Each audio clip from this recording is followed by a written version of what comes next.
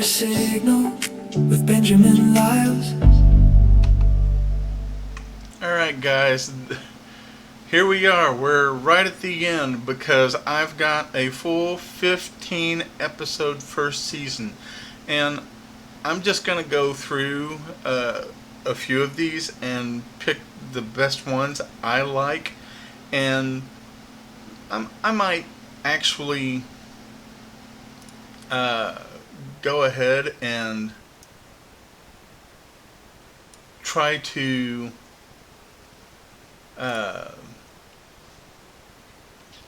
give my best reaction to these. So let's start off with here. And so a little bit about me. I'm somebody who has always liked making things. I write songs, I write books, I program, I build software, I experiment with AI. But my story goes a little bit further back. See, about 2 years ago, I had started my YouTube channel about the time that my marriage fell apart. And about that time frame, my...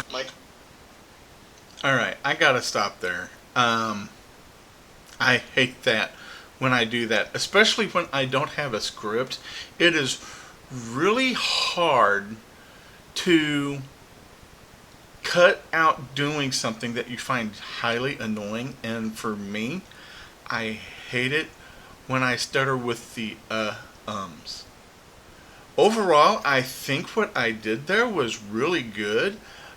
Yeah, I do tend to read from a script, so where I'm looking right now, where my camera is, right here, where my sight is dead on at it, I use this monitor that I'm looking at, where I tend to write my scripts, and where I tend to read from. I don't know a better way how to keep my eyes up and be able to read what I need to read. I can't exactly get my phone into a position where I could have it mounted and in such a position that I could, dang it, see, cringe, where I can actually have a script and keep my eyes almost level. Dang it, I hate doing that. Now I'm aware that I'm doing it when I do it. So, I think for my very first episode, I think I did extraordinarily well there. We're gonna move on.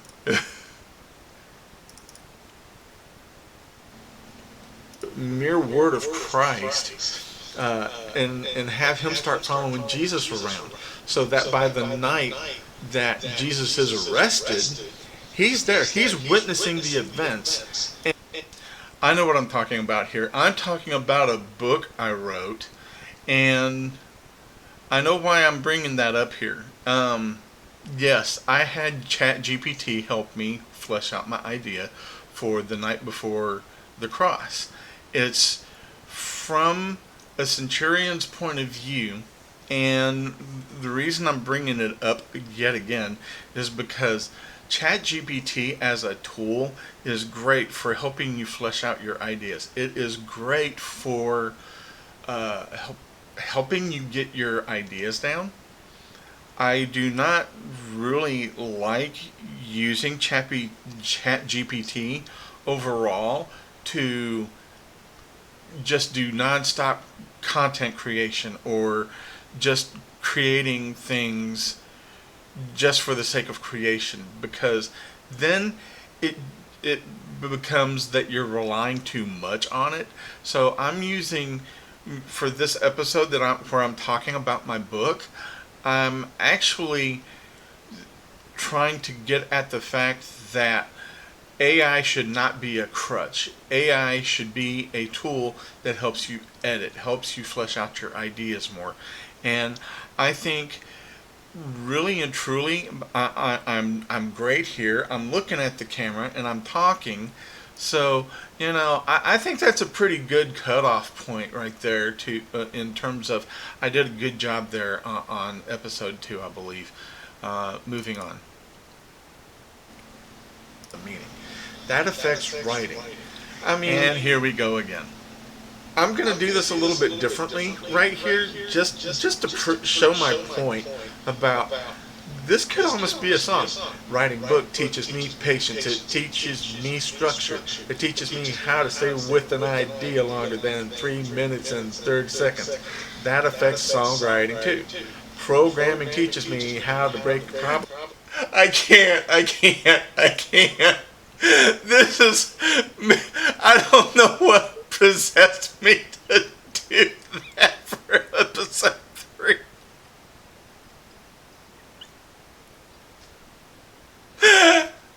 Give me a moment.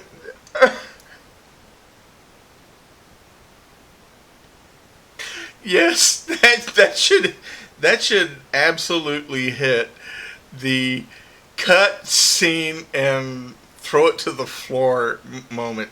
What was I thinking trying to rap part of my script? I can't rap to save my life. I gotta get away from that one.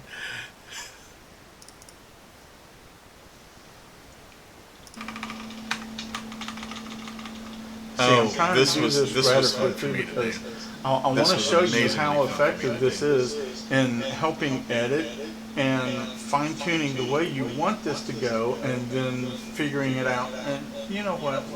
That's how we're going to title that workspace album project. She's great rhythm. We'll just title it that. Whoops. And then I correct it. I can fix that.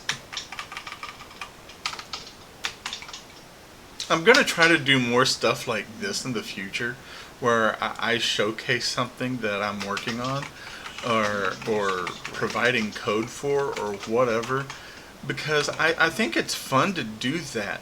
So I think this is great here. What am I doing there?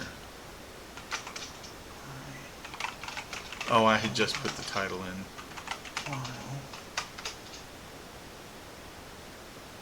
And I'm getting a... I just used fall, so...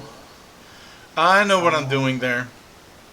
Alright, what you're not seeing me do there for this episode of how I use AI to help me with my songs, I'm prompting ChatGPT by providing lyrics to She's Great Rhythm. And I think I'm working on the chorus here. And what stands out to me is I wish I had kind of figured out how, what I need to do is figure out a way how to do the fast forward kind of stuff, so I can just go ahead and pop things in there and be quicker. And until I do, I'm going to do better about what I do and how I do things. It's a good thing to edit your videos, especially if you're trying to work on something. I think what I could do is, when I'm planning out an episode, is have my material already ready, having shot something, and just edit what I'm working on in such a way where it's kind of sped up, pop it in, get it done, and just show what I'm trying to do there. So, I feel like every episode I'm doing just a little bit better.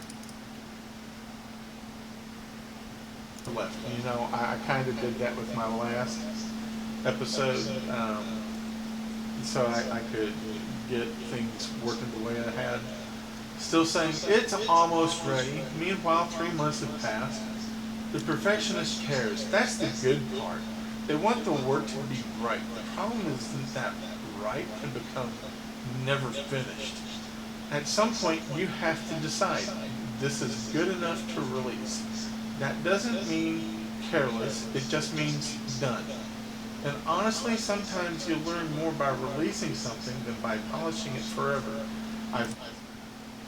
I gotta stop that there. My other big beef is keeping my eyes down for way too long, and sorry about about stopping that on my face there.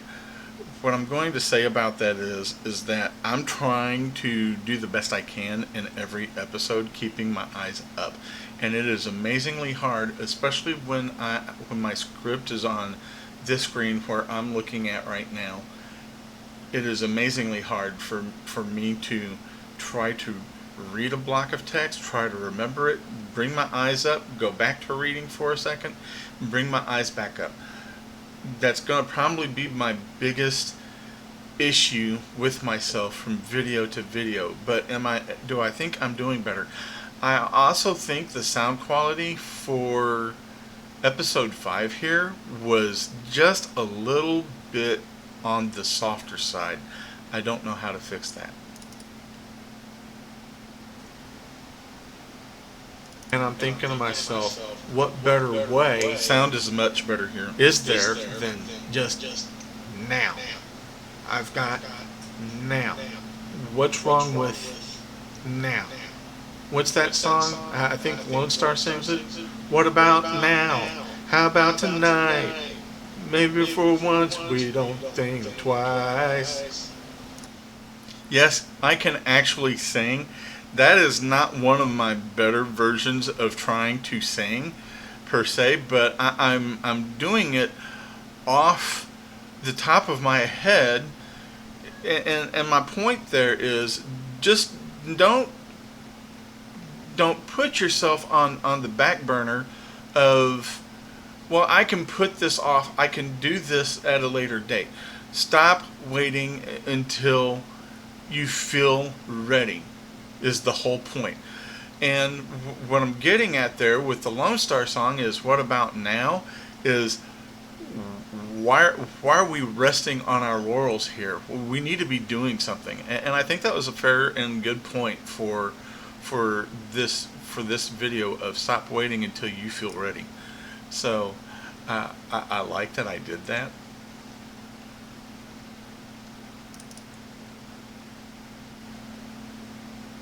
Does happen. You write a verse and suddenly realize the whole thing is about something else. You start a book and maybe 3 chapters in you realize the structure you planned is completely wrong. That's happened to me too as well. You start building software and then discover the feature you thought was simple is the entire project. That's happened to me too, and for me 9 times out of 10 when that happens, I'm like, wait, that's not what I intended. I'm scrapping this and I'm starting over. Okay, what I'm going to say about episode 7, about what if the detour is part of the whole process, it's a good point, what I was making. And overall, what I believe is what I did well there. I was doing my best to keep my eyes up. And that is extraordinarily hard. I'm going to harp on this a lot in terms of my reactions to some of my videos. I'm probably not even going to make it through all my videos. I'm just selecting some of these to...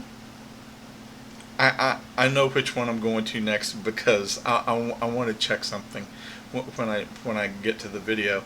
But the point I'm trying to get at here for what if the detour is part of the process, or I forget the rest of the name of that title. But the point I'm trying to get at there is that everything that happens for a reason. We're all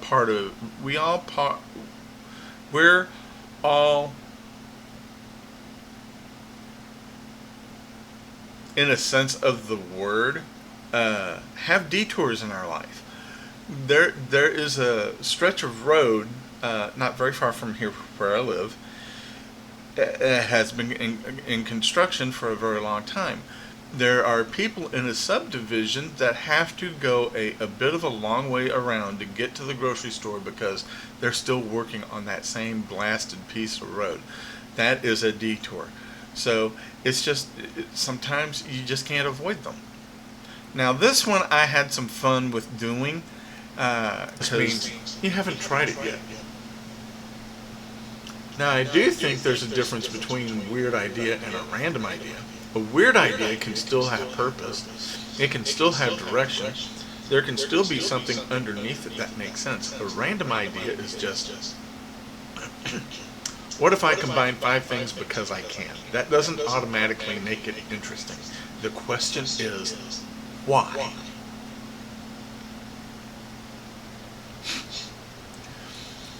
Why do you... Okay.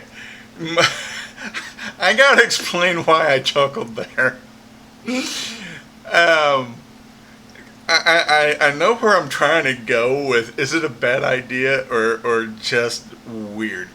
And when I said why, I had Gabriel Iglesias in my head going, why? And I wanted to do it so bad, but I felt it was so hugely inappropriate because I'm trying to get through my thought here. So, what that's in reference to, for those of you who actually know who Gabriel Iglesias is, you're probably already dying laughing once you watch this episode about, you know, how do I think I was doing while making some of these episodes. He has just gotten into a high-speed chase. He, you know, him and his friends, they're in one vehicle. There's a car full of girls ahead of them, or coming up behind. Gabriel and his friends in his SUV. So they're gunning it. I think Gabriel Iglesias says they're up to about 100, 120, something like that. And the girls are just coming up just as fast right behind them. And a friend of his in the back seat says, ooh, I can tell there are hoochies in the area. And Gabriel Iglesias says, how do you know? Hoochies are here. Well, the punchline of that whole deal is that they all get stopped. Both cars get copped by a cop. And the cop lets Gabriel and his friends go. And he says to Gabriel Iglesias, I want you to try to keep your SUV down to about 75, 80 miles per hour. Can you do that for me? Yes, because I'm letting you go. And Gabriel just turns to the officer and he goes, why? Because I like you. You're cool. You're funny. Oh. So what I'm doing there within, is it a bad idea or just a weird one? When I said why, that's where my mind went. It went to Gabriel Iglesias' joke, and I was trying to keep focus, and part of me just wanted to do the whole why. I think I've got time to, yep, I've got time to do one more. Let's skip a couple here.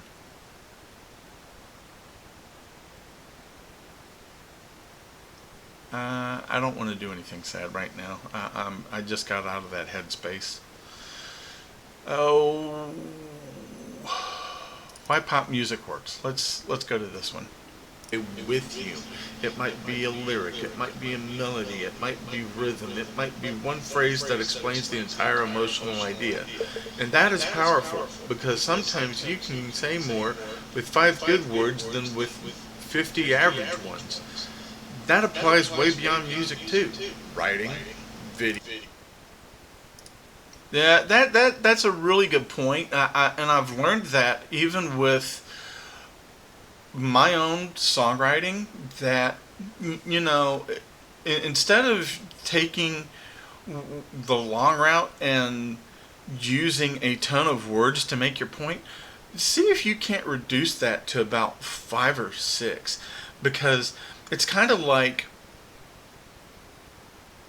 It's kind of like you're pitching an idea in an elevator, and your job is to hook the next person within 1 to 3 minutes. Now, when it comes to songs, when you're in front of a record executive and some who are in the industry, I'm technically not in the music industry, but I know this to be fact because I've heard it happen many, many times before. You're in the room with a record exec, and you got to get the first 10 to 30 seconds to grab that the executive's attention, and if you don't get it, you're going to lose. You're not going to get the deal. Your song is going to get rejected. Most likely because it happened with Ricky Nelson's boys, Matthew and Gunnar Nelson. A lot of people are going to recognize those names. They were part of the group Nelson. I Can't Live Without Your Love and Affection. They were pitching that song, and they were told you need to work on that and flesh it out a bit better, because right now it's not the right time for the song. The song was a hit for the Nelson brothers, and my whole point with why pop music works there, about use your best 5 words. If you can get your point across quickly and effectively and efficiently, you have just strengthened your case as to why the label should sign you. Okay, my name is Benjamin Lyles. Faith, creativity, and technology. I will catch you guys soon. Thank you for being a part of my channel. Thank you for watching me react to some of my videos where I felt like I improved, where I still need to improve. I'm going to do my best to work on that. So, in all respects, I thank you for going through the very first season with me, for watching everything with me. I loved this big old fella. He was a good cat. That's Jet. He was my ex-wife's first cat that came with her when I helped her move to be my wife. He was such a big fuzzy. So I kept his photos. Pardon me, I'm still trying to remember not to do that. It's going to take me some time to actually cut out that part of my speech. There I go again. Sorry. Anyway, this is the best closer I'm going to have, since I've done this mostly by just thinking and doing the best I can. So with everything said, I'll catch you on the next video. Thanks.